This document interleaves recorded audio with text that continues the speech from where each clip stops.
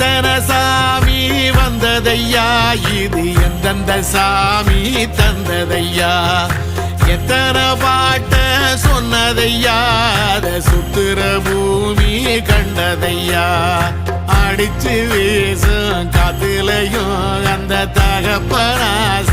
சுத்துதையா,